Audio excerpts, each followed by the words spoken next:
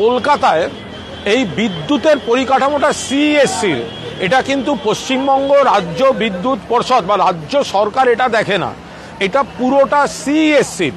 যদি কোথাও কোনো বিদ্যুৎ পৃষ্ঠ হওয়ার যে ঘটনা ঘটছে, যেখানে যেখানে গাফিলতি, তার দায় এবং দায়িত্ব নিশ্চিতভাবে সিএসসির।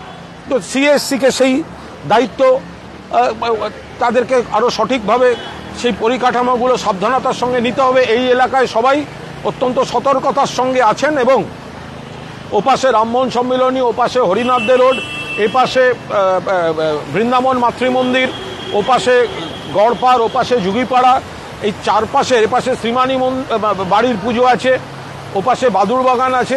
যারা সবাই মানে ছেলেরা, এলাকাবাসীরা, তারা কিন্তু সবাই মিলে এই পরিস্থিতি, একটা অস্বাভাবিক পরিস্থিতি, একসঙ্গে এত বৃষ্টি, কিন্তু এখন যে মানুষের ক্ষতি হয়েছে, নিচু এলাকায় বাড়িতে জল ঢোকা, কিছু দোকান বাজারের প্রচুর ক্ষতি হয়েছে, তো সেগুলো তারা যতটা সম্ভব এরা সবাই পাশে থাকার চেষ্টা করছেন। ফলো করুন সংবাদ প্রতিদিন ডিজিটাল।